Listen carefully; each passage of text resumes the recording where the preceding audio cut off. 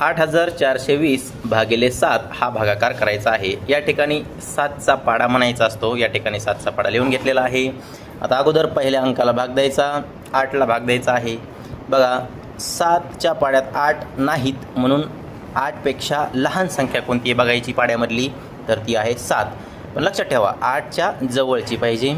मग बघा 7 1 7 याची करायची वजाबाकी, 8मधून 7 गेले खाली राहायला 1। आता वजाबाकी केल्यानंतर वरचा एक अंक 8च्या पुढचा खाली घ्यायचा, एकच अंक खाली घ्यायचा, ध्यानात ठेवा, सोबत 2 अंक कधी खाली घ्यायचे नाही। इथं संख्या तयार झालेली आहे 14। मग आता 7च्या पाड्यामध्ये 14 आहेत का? हो आहेत।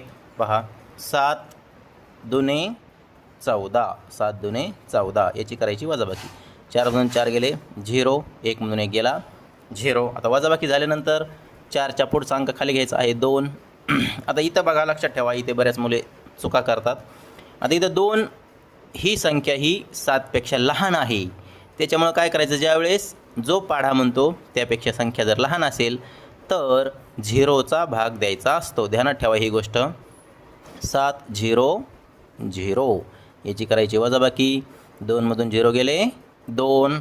आता बघा वजाबाकी झाली, मग आता वरचा अंक खाली घ्यायचा 0, तर इथं तयार झाले 20। आता 7च्या पाड्यात 20 आहेत का? नाही। तर मग 20पेक्षा लहान पण जवळची संख्या आहे 14।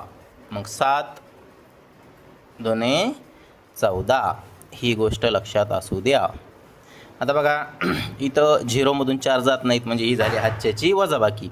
मग 0ला कट करा, 0 असा इथे लिहा, 2मधला 1 इथं घ्या आणि 2मध्ये राहील 1, 2मधला 1 इथं दिल्यामुळे इथं 1 राहील, ही गोष्ट लक्षात राहू द्या। आता 10मधून 4 कमी करा, खाली राहतील 6 आणि 1मधून 1 कमी केलं तर खाली राहील 0। आता बघा कशाला काय म्हणतात हे सुद्धा महत्त्वाचं आहे।